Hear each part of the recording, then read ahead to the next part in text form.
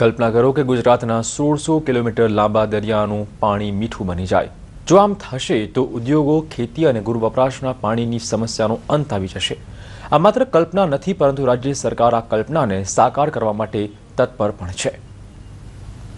દરિયાનું ખારું પાણી બનશે મીઠું, પાણીની સમસ્યાનો આવશે અંત।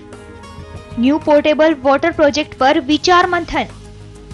એક પ્રોજેક્ટ જે ખારા પાણીને બનાવી દેશે મીઠું। ગુજરાતના ઘૂઘવતા દરિયાના ખારા પાણીને શુદ્ધ પાણીમાં ફેરવવા માટે થઈ રહ્યું છે વિચાર મંથન।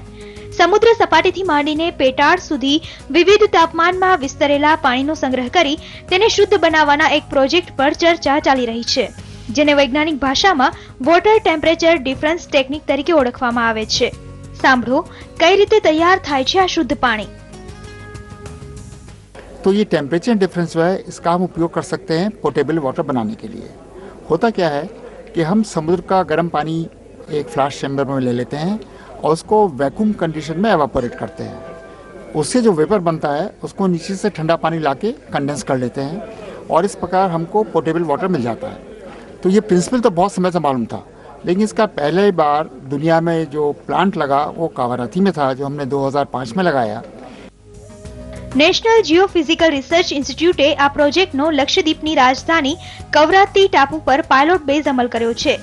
કવરાત્તીની કુલ 10,000ની વસ્તીને આ પ્રોજેક્ટ દ્વારા શુદ્ધ પાણી આપવામાં આવી રહ્યું છે, ત્યારે આ જ પ્રકારની અનુકૂળતા ગુજરાતમાં પણ રહેલી છે અને આ પ્રોજેક્ટનો ગુજરાતમાં પણ અમલ કરવામાં આવે તો તેમાં ચોક્કસ સફળતા મળશે તેવું તજજ્ઞોનું માનવું છે।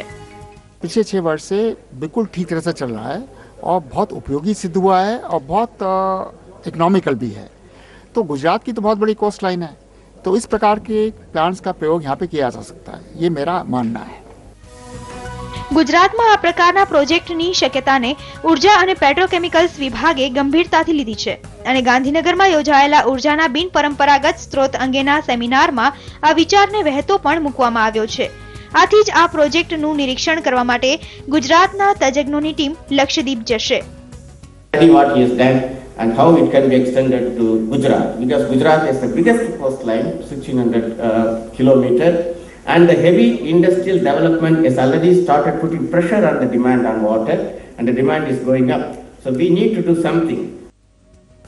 જો ગુજરાતમાં આ પ્રોજેક્ટ સફળ થશે તો ઉદ્યોગો અને ખેડૂતોને પણ પૂરતો પાણીનો જથ્થો મળી રહેશે।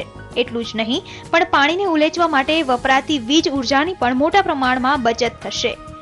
કલ્પેશ રાવલ સાથે બ્યુરો રિપોર્ટ, TV9 ગાંધીનગર।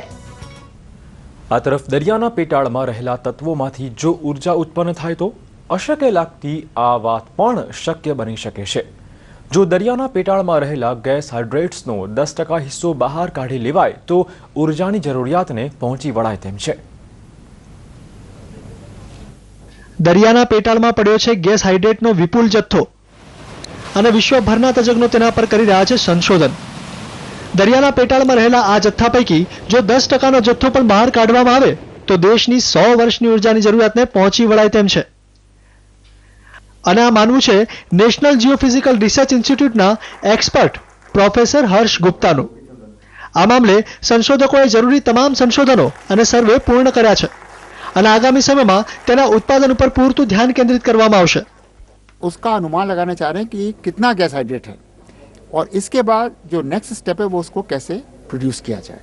तो ये एक भारत के लिए अगर हम इसमें सक्सीड करते हैं एक बहुत बड़ी प्राप्ति होगी, क्योंकि जितना गैस हाइड्रेट भारत की एक्सक्लूसिव इकोनॉमिक जोन में है उसका अगर हम 10% भी एक्सप्लॉइट कर लें तो हमारे पूरे एनर्जी कंजम्पशन का 100 साल का मटेरियल वहाँ पर अवेलेबल है।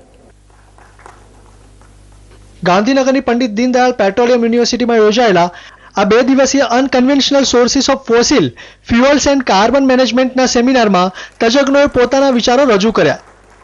આ સેમિનારમાં બિનપરંપરાગત ઉર્જાના પડકારો પર વિચાર મંથન થઈ રહ્યું છે અને જેમાં કાર્બન મેનેજમેન્ટ ઉપર વિસ્તૃત ચર્ચા પણ હાથ ધરાશે। Basically petroleum research, hydrocarbon research की कॉन्फ्रेंस है और पूरे न सिर्फ भारत में बल्कि पूरे विश्व में जो भी हाइड्रोकार्बन्स पाए जाते हैं जिसको हम नॉर्मली एक्सट्रैक्ट कर रहे हैं, they are called as conventional resources. જો ગેસ હાઇડ્રેટ્સ અંગેના સંશોધનોનું સફળ પરિણામ આવશે તો દેશની ઉર્જાની સમસ્યાનો અંત આવી જશે અને દરિયાના પેટાળમાં રહેલો ગેસ હાઇડ્રેટ ઉર્જાનો મુખ્ય વિકલ્પ બની જશે। કલ્પેશ રાવલ, TV9 ગાંધીનગર।